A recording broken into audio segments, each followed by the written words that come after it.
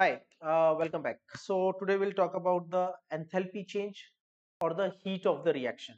ठीक है, बहुत वाइडली यूज कंसेप्ट है थर्मोकेमिस्ट्री का एंथैल्पी चेंज और the heat of reaction.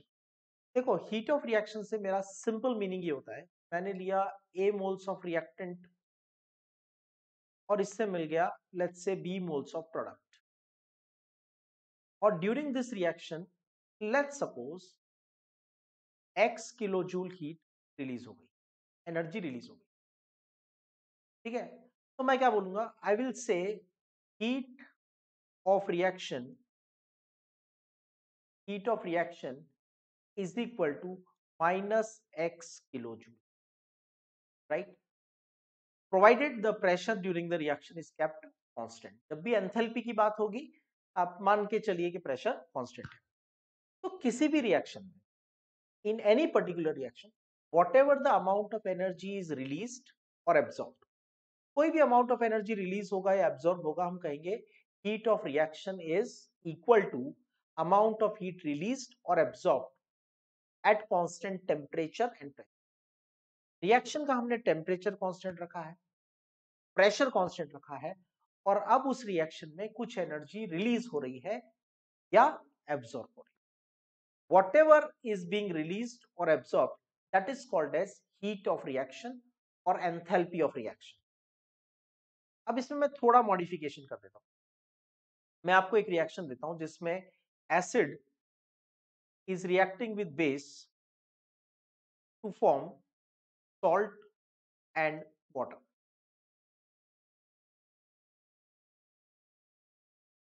This is what I have given you. Acid plus base gives salt plus water. ये reaction मैंने आपको दिया, और लेट्स से इसमें 56 किलो जूल हीट रिलीज हो गई।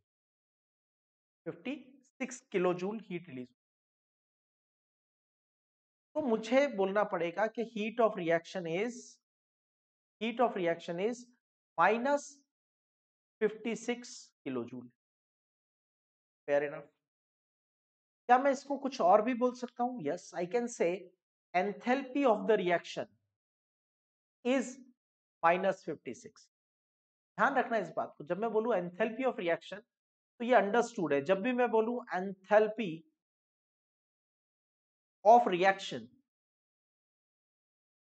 तो इसका मतलब है enthalpy change of the reaction, enthalpy change in reaction. इसका मतलब है हीट इवॉल्व्ड और एब्जॉर्ब्ड, और इसका मतलब है डेल्टा एच आर, और इसका मतलब है sum of enthalpy of product minus sum of enthalpy of. ये सब एक ही वर्ड को अलग अलग तरह से बोला गया है। जब मैं आपसे कह रहा हूं कि 56 किलो जूल हीट रिलीज हुआ during a reaction of acid plus base gives salt plus water, तो मैं कह सकता हूं enthalpy of product minus reactant is minus 56, या मैं बोल सकता हूं कि enthalpy of reaction is minus 56 kilo joule, या मैं बोल सकता हूं कि enthalpy change during reaction is minus 56 kilo joule, right, या मैं बोल सकता हूं during the reaction 56 kilo joule heat is released. इसको एक टर्मिनोलॉजी और दे सकते हैं, rather than using the word reaction आप उस रिएक्शन का नाम सब्स्टिट्यूट करो। ये कौन सी रिएक्शन हो रही है? Acid plus base give salt plus water, ये न्यूट्रलाइजेशन रिएक्शन हो रही है। तो मैं लिख सकता हूं heat of neutralization is minus 56 kilo joule. अब जैसे मैंने लिखा C plus O2 give CO2, ठीक है, and let's say 393.5 kilo joule heat release हुआ। प्रोडक्ट साइड पे लिखा ना प्लस 393.5 किलो जूल, तो हम क्या बोलेंगे? इस रिएक्शन का टाइप क्या है? इस रिएक्शन का टाइप है combustion reaction, carbon plus oxygen giving carbon dioxide. ठीक है, तो मैं बोलूंगा enthalpy of combustion of carbon, enthalpy of combustion of carbon is minus 393.5 kilo joule per mole.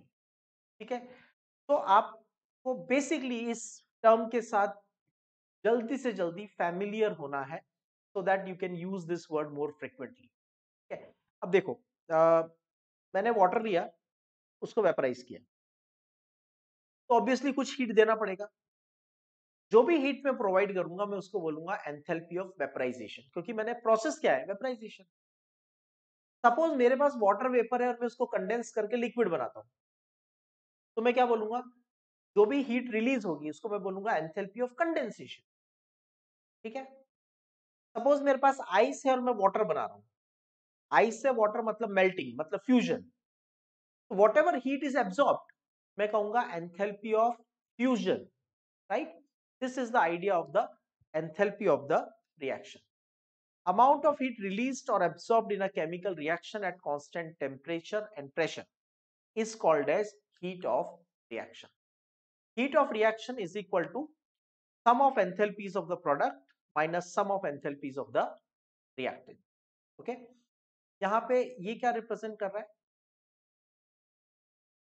This is representing the stoichiometry of product. जैसे मैं लिखता हूं N2 plus 3H2 gives 2NH3, तो यहाँ पे A का मतलब है 2।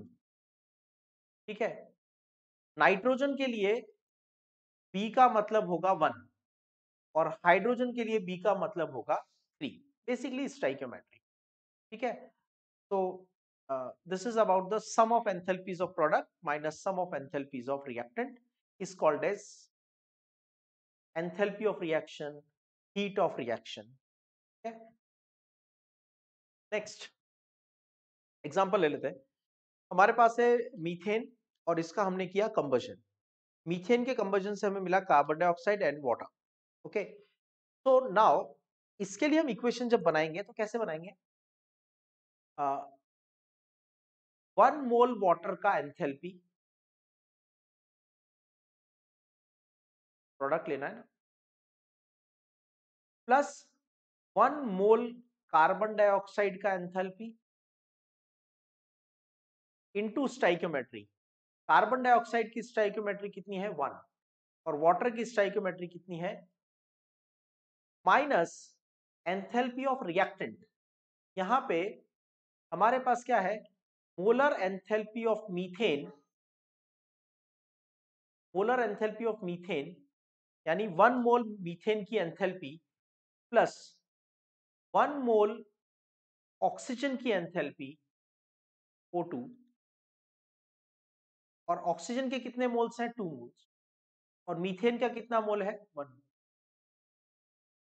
तो sum of enthalpy of product minus sum of enthalpy of reactant is equal to enthalpy of the, that will be molar enthalpy of carbon dioxide gas plus 2 into molar enthalpy of water liquid। ये हो गया total enthalpy of sum of stoichiometry into enthalpy of product minus, इसका मतलब क्या हो गया? Sum of stoichiometry into molar enthalpy of reactant. तो simple example, इसकी आपको बहुत अच्छे से ये कैसे बनाया, इसकी बहुत बहुत ज्यादा अच्छे से प्रैक्टिस होनी चाहिए, because every time in the numerical enthalpy से रिलेटेड मैक्सिमम न्यूमेरिकल्स में हमें इस तरह की इक्वेशंस बना के ही प्रॉब्लम को सॉल्व करना है। ठीक है, which of the following is correct? Right, sum of enthalpy of product minus sum of enthalpy of reactant, sum of enthalpy of product plus sum of enthalpy of reactant minus sum of enthalpy of product minus sum of enthalpy of reactant, and here minus and here plus sign. So answer is sum of enthalpy of product minus sum of enthalpy of reactant. ये formula हमने already practice किया था। Next, in exothermic reaction heat is evolve, then अगर heat evolve हो रही है तो QP, QP का मतलब क्या होता है? Delta H। डेल्टा H का मतलब क्या होता है? Enthalpy change. एंथैल्पी चेंज का दूसरा नाम क्या होता है? Heat of reaction. ठीक है, सब एक ही वर्ड है। QP का मतलब हीट रिलीज्ड और एब्जॉर्ब्ड एट कांस्टेंट प्रेशर। तो अगर एब्जॉर्ब्ड है तो एंडोथर्मिक होगा, और एंडोथर्मिक है तो साइन पॉजिटिव होगा। अगर रिलीज्ड है तो एक्सोथर्मिक होगा और नेगेटिव साइन। ठीक है, तो answer is QP will be negative, right. Now एक बहुत कॉमन टर्मिनोलॉजी है जो हम अपने थियोरी में, प्रैक्टिस में, न्यूमेरिकल में यूज करते हैं।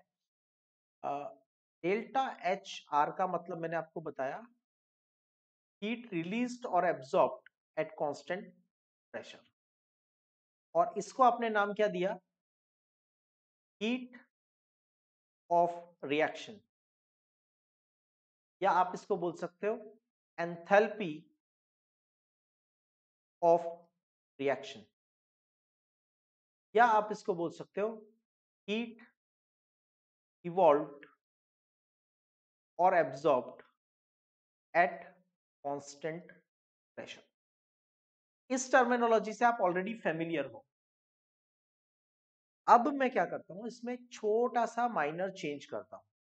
What is the minor change I am going to do here? एक छोटा सा चेंज करते हैं हम यहां पे,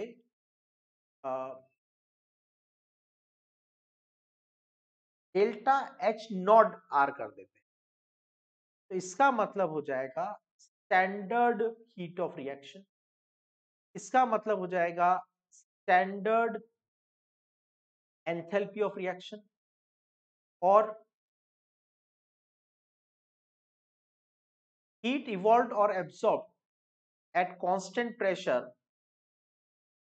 in standard conditions.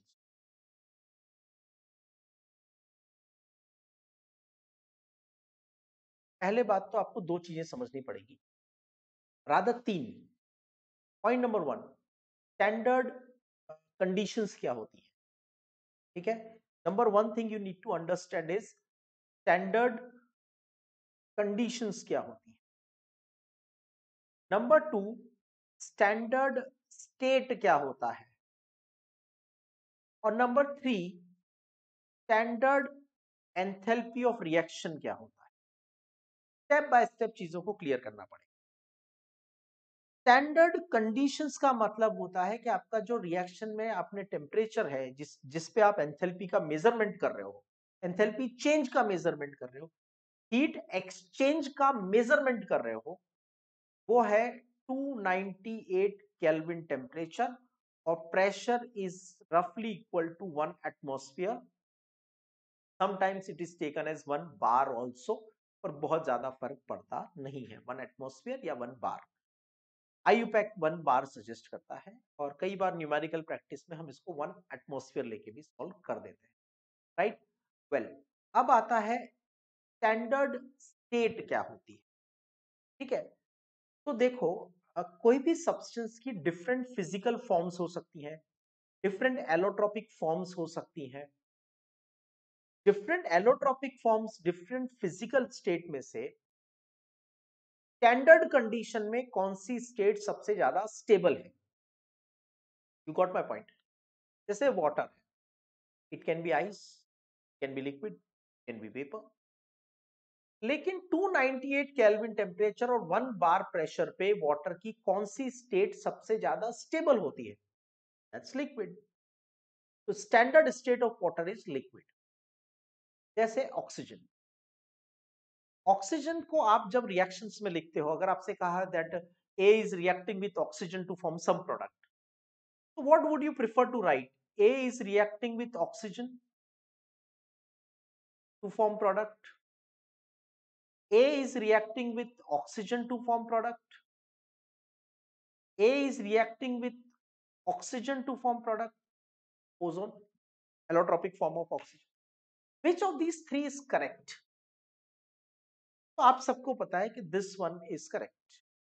Somewhere you know this one is correct because you write this. But why you write this? ये भी तो ठीक है ना, ऑक्सीजन का एटम नहीं ठीक है, क्योंकि ऑक्सीजन रूम टेम्परेचर पे 298 केल्विन टेम्परेचर और 1 एटमॉस्फेरिक प्रेशर पे oxygen exist in the form of O2। Oxygen exist in the form of O2, dioxygen की फॉर्म में एग्जिस्ट करता है। और डाई ऑक्सीजन की फॉर्म में भी किस फॉर्म में एग्जिस्ट करता है? गैसियस फॉर्म में exist. So I will not write O or O3, I will write O2 gas. This is what you need to understand कि स्टैंडर्ड स्टेट का मतलब होता है मोस्ट स्टेबल फॉर्म और एलोट्रॉपिक फॉर्म। अगर एलिमेंट है तो उसके अलग अलग एलोट्रॉपिक फॉर्म्स हो सकती है। जैसे कार्बन है तो ग्रेफाइट भी हो सकता है, चारकोल भी हो सकता है, डायमंड भी हो सकता है, फ्यूलरिन भी हो सकता है। या अगर सल्फर है तो रोम्बिक सल्फर भी हो सकता है, मोनोक्लिनिक सल्फर भी हो सकता है। फॉस्फोरस है तो व्हाइट फॉस्फोरस, रेड फॉस्फोरस हो सकता है। डिफरेंट मॉलिक्यूलर फॉर्म्स हो सकती है। सल्फर की जगह आप S लिख सकते हो, S2 लिख सकते हो, S6 लिख सकते हो, S8 लिख सकते हो। तो there are too many molecular forms possible, there are too many allotropic forms possible, there are too many physical states possible। तो उन सब में से रूम टेम्परेचर पे 298 केल्विन टेम्परेचर और 1 बार प्रेशर पे कौन सी स्टेट सबसे ज्यादा स्टेबल है, हम उसको बोलते हैं standard state of the substance. जैसे सल्फर में दोनों दो होते हैं, rhombic sulphur and monoclinic sulphur. तो पहली बात तो सल्फर की जगह हम S नहीं लिखते, S8 लिखते हैं क्योंकि उसका स्टेबल मॉलिक्यूल S8 होता है। दूसरा, उसकी फिजिकल स्टेट सॉलिड होती है। और रोम्बिक और मोनोक्लिनिक सल्फर में से रूम टेम्परेचर पे स्टेबल होता है rhombic sulphur.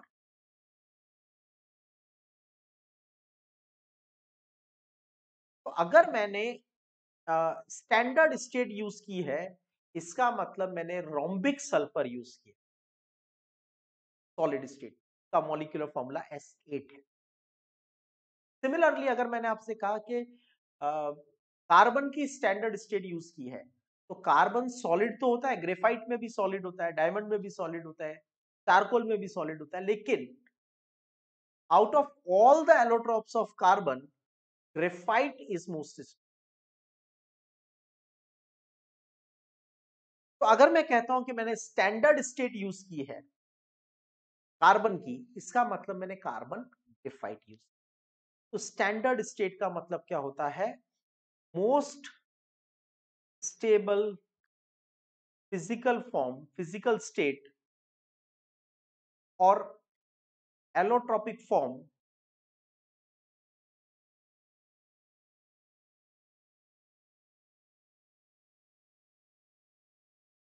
allotropic form of a substance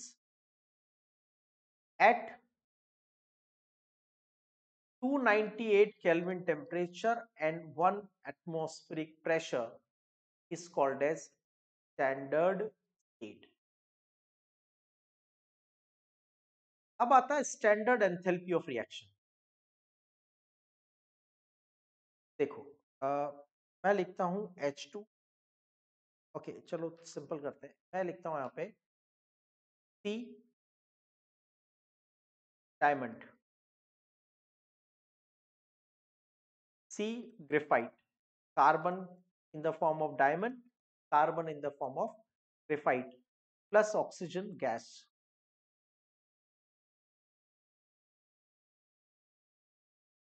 Give carbon dioxide gas, carbon dioxide gas. यहां पे हीट इवॉल्व हुआ 394 किलो जूल, एक रफ वैल्यू ले रहे हैं अप्रोक्सीमेट, और यहां रिलीज हुआ 393.5 किलो।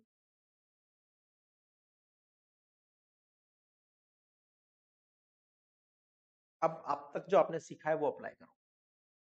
किसी भी रिएक्शन में रिलीज होने वाली हीट या एब्जॉर्ब होने वाली हीट को हम क्या बोलते हैं? Heat of reaction. और रिएक्शन की जगह हम उस रिएक्शन का नाम यूज करें तो ज्यादा अच्छा होगा। मतलब यहाँ पे डायमंड और ग्रेफाइट का हम कंबर्जन कर रहे हैं, तो मुझे बोलना चाहिए हीट ऑफ कंबर्जन ऑफ कार्बन। तो फर्स्ट केस में हीट ऑफ कंबर्जन ऑफ कार्बन कितनी आ रही है? 394। और सेकंड केस में हीट ऑफ कंबशन कितनी आ रही है? 393.5। दोनों में से सही कौन सी? दोनों ही सही है, because amount of heat released और absorbed at constant pressure is called as heat of reaction और enthalpy of reaction। ठीक है, तो फर्स्ट केस में enthalpy of combustion of diamond कितना है? 394। और सेकंड केस में enthalpy of combustion of graphite कितना है? 393.5। दोनों सही है। लेकिन लेकिन लेकिन अगर मैं आपसे बोलूं standard heat of combustion of carbon, standard heat of combustion of carbon, तो क्या करेंगे? तो हमें इस बात का ध्यान रखना पड़ेगा, जब भी वर्ड यूज होता है स्टैंडर्ड हीट, हमेशा याद रखो, जब भी ये वर्ड यूज हो रहा है standard heat, right, this word standard heat of reaction और स्टैंडर्ड एंथैल्पी ऑफ रिएक्शन, ऐसी कंडीशन में उस रिएक्शन के सभी रिएक्टेंट्स और सभी प्रोडक्ट अपनी स्टैंडर्ड स्टेट में होने चाहिए। देखो यहां पे कार्बन डाइऑक्साइड की स्टैंडर्ड स्टेट क्या है? गैस। ऑक्सीजन की स्टैंडर्ड क्या है? O2 gas, O2 gas. Carbon की सबसे ज्यादा स्टेबल स्टेट रूम टेम्परेचर पे कौन सी है? ग्रेफाइट है। तो हम कहेंगे उसकी स्टैंडर्ड स्टेट क्या है? Graphite standard state. This is not standard state. Diamond is not the standard state of carbon. ठीक है, तो इसका मतलब हम ये कह सकते हैं कि जो ये वाली रिएक्शन है, इसमें जो हीट इवॉल्व हो रहा है, मैं इसको बोलूंगा standard heat of combustion of carbon is -393.5 kilo joule. तो क्या बोलूंगा? इसको बोलेंगे heat of combustion of diamond. इसको स्टैंडर्ड नहीं बोलेंगे, क्योंकि यहां पे one of the component of the reaction is not in the standard state. तो होप आपको कुछ आइडिया क्लियर हो गया होगा। पहली बात तो स्टैंडर्ड कंडीशन क्या होती है? 298 kelvin temperature and 1 atmospheric pressure. Standard state क्या होती है? इन these given conditions, most stable physical state or allotropic form of a substance is called as standard state। okay, standard heat of reaction क्या होता है?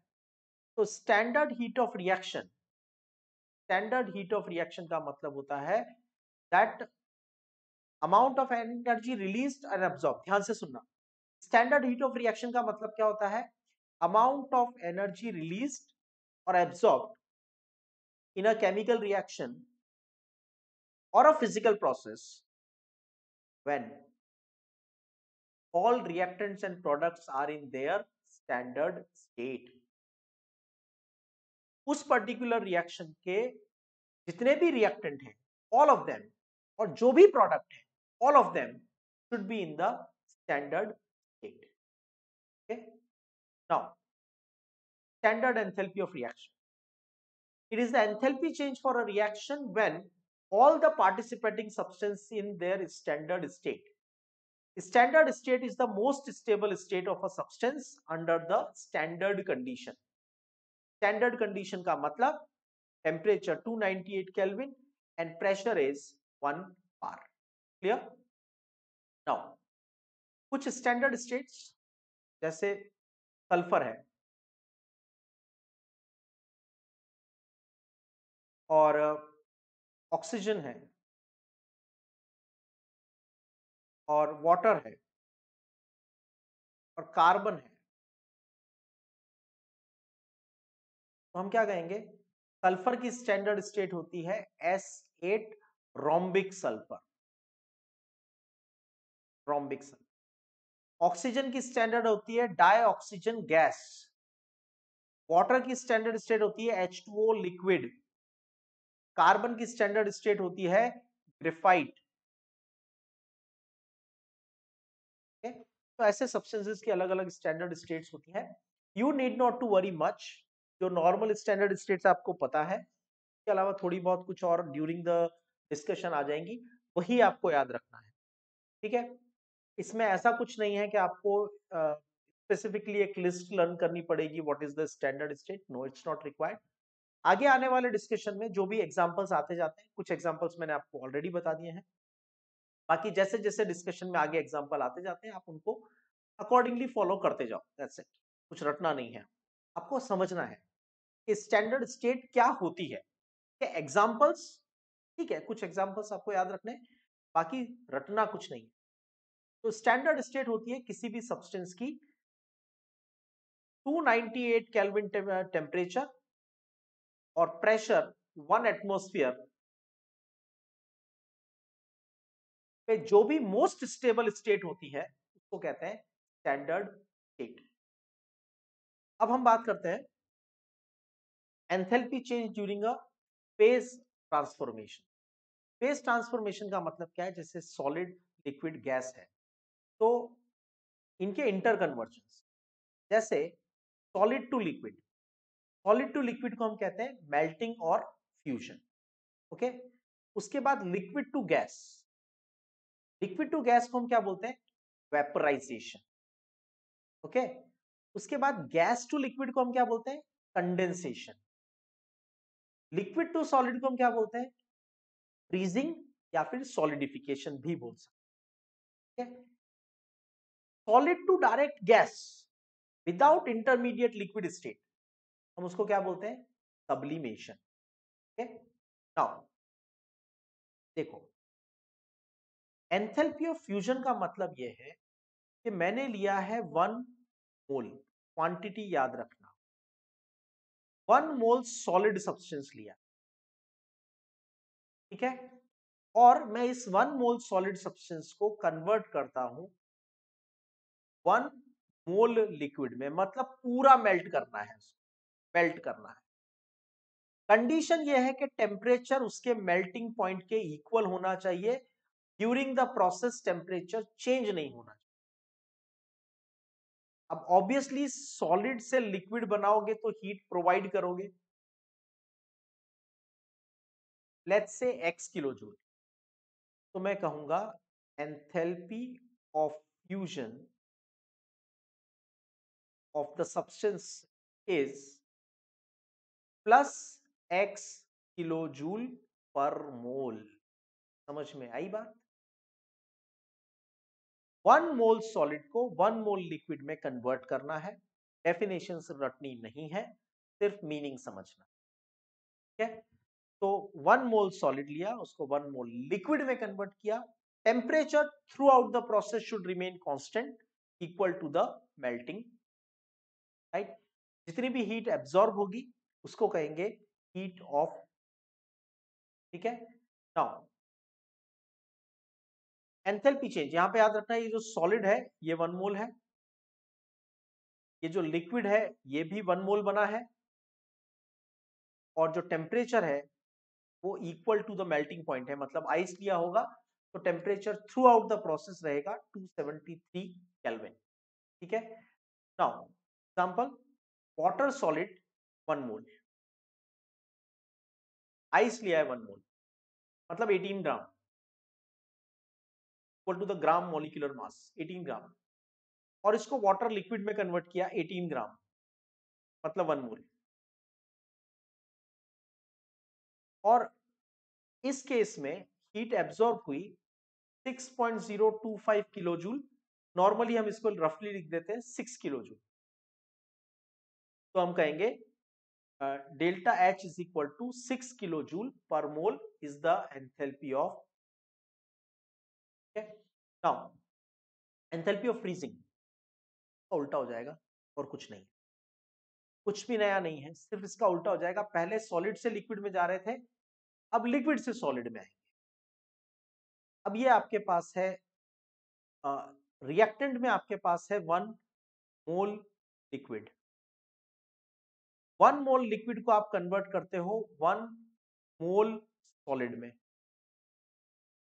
1 mole liquid को convert करते हो 1 मोल solid में और टेम्परेचर रखते हो equal to the freezing point of the substance, ठीक है। और हीट ऑब्वियसली रिलीज होगी, जब लिक्विड को सॉलिड बनाओगे तो हीट बाहर निकालनी पड़ेगी, let's say x kilo joule.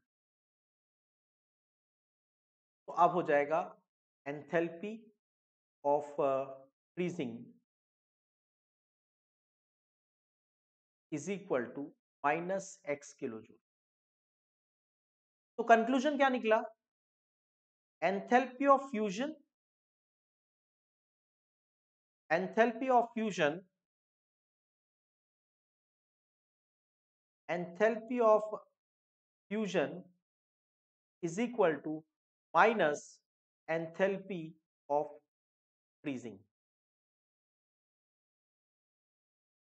ठीक है। साइन चेंज होता है, वैल्यू चेंज नहीं होता, ठीक है। नाउ वाटर लिक्विड से वाटर सॉलिड बना रहे हैं। जब सॉलिड से लिक्विड बनाया था प्रीवियस केस में, सॉलिड से लिक्विड, तो 6 किलो जूल एब्जॉर्ब किया था, अब 6 किलो जूल रिलीज कर देगा, simple. Now enthalpy of vaporization, इसमें क्या मतलब होता है? इसका मतलब ये होता है कि आपने लिया है 1 मोल लिक्विड और उसको आपने y kilo joule heat provide की है to convert it into 1 mole vapour, और टेम्परेचर आपने रखा है उसका precisely equal to boiling point. तो हम कहेंगे enthalpy of vaporisation, enthalpy of vaporisation is equal to plus y kilo joule per. समझ में आ गई बात? तो यहां पे हम 1 मोल लिक्विड ले रहे हैं, 1 मोल लिक्विड को 1 मोल गैस में कन्वर्ट कर रहे हैं, और टेम्परेचर हम रख रहे हैं यहां पे equal to the boiling point. Whatever heat is being absorbed, जो भी हीट एब्सॉर्ब हो रही है, that will be called enthalpy of vaporisation. So amount of heat absorbed when 1 mole liquid is converted to 1 mole gas at its boiling point is called as enthalpy of vaporization। तो water liquid को water gas में convert करना है, और जो temperature मैं रख रहा हूं प्रेसाइसली 373 केल्विन रखा है, ठीक है। तो 40.79 किलो जूल हीट रिक्वायर्ड होगा to convert it into vapour. अब इसका रिवर्स एंथैल्पी ऑफ कंडेंसेशन कर देते हैं। तो जब कंडेंसेशन करोगे तो माइनस की जगह प्लस की जगह हो जाएगा माइनस, गैस से कन्वर्ट हो जाएगा लिक्विड में। तो एंथैल्पी ऑफ कंडेंसेशन मतलब अब हम गैस को किस में कन्वर्ट कर रहे हैं? लिक्विड में, ठीक है। Temperature equal to the boiling point, same temperature रखना पड़ेगा हमें यहाँ पे, ठीक है। So now the enthalpy change accompanied during the condensation of the 1 mole of gas, quantity याद रखना, सभी जगह पे हमने 1 मोल क्वांटिटी ली है। 1 mole gas into 1 mole liquid at constant pressure is called as the enthalpy of condensation, ठीक है। जब हमने वाटर लिक्विड को वाटर वेपर में कन्वर्ट किया था तो 40.79 किलो जूल हीट एब्जॉर्ब हुई थी, लिक्विड को गैस में कन्वर्ट किया था। तो अगर मैं अब गैस को लिक्विड में कन्वर्ट करूंगा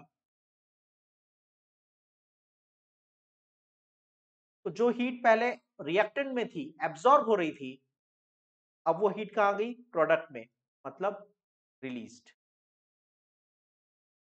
तो मैं कंक्लूजन लिख सकता हूं, enthalpy of condensation is equal to negative of enthalpy of vaporisation, as simple as this. Now enthalpy of sublimation. Sublimation क्या मतलब होता है? सब्लिमेशन का मतलब होता है solid directly converting into vapour. Without intermediate conversion of liquid. Solid directly vapour में convert हो रहा है और क्वांटिटी ली है मैंने 1 मोल और वेपर भी बनाया है 1 मोल। तो प्रोसेस क्या है? सब्लिमेशन। तो इस प्रोसेस में जो भी हीट रिक्वायर्ड होगी उसको कहेंगे enthalpy of sublimation. Without intermediate liquid state, direct solid is going into gas, right. जैसे ड्राई आइस 195 केल्विन पे, ड्राई आइस का मतलब solid carbon dioxide, directly convert into, जैसे solid carbon dioxide, solid carbon dioxide convert into carbon dioxide gas. ठीक है, तो ये solid directly convert हो रहा है गैस में, और इस प्रोसेस के लिए कितनी हीट रिक्वायर्ड होती है? 25.2 किलो जूल हीट रिक्वायर्ड होती है। During the fusion the state change from, fusion का मतलब क्या होता है? मेल्टिंग। मेल्टिंग में क्या होगी? Solid to liquid. तो answer is C, solid to liquid. Next, during vaporization, vaporization में क्या होता है? Liquid changes to vapour, gaseous form. तो liquid to gas will be the right answer. Okay, so this is about the enthalpy change during phase transition. Physical changes में होने वाले enthalpy changes के बारे में हमने पढ़ा। अगले सेक्शन में हम बात करेंगे enthalpy change during a chemical reaction. ठीक है, तो our next section will be thermochemical equations में होने वाले चेंजेस, मतलब we will be talking about, next section में हम इसके बाद बात करेंगे enthalpy change during chemical reaction. अभी हमने किया enthalpy of fusion, enthalpy of vaporisation, enthalpy of condensation, enthalpy of sublimation. मतलब केमिकल सब्सटेंस सेम रह रहा है, उसकी फिजिकल स्टेट चेंज हो रही है। आगे आने वाले सेक्शन में हम डिस्कस करेंगे enthalpy change during the chemical reaction के different types.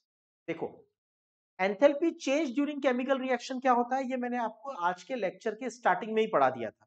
In the beginning itself, I told you enthalpy change during reaction is equal to sum of enthalpy of product minus sum of enthalpy of reactant। ये तो मैंने आपको starting में ही पढ़ा दिया था।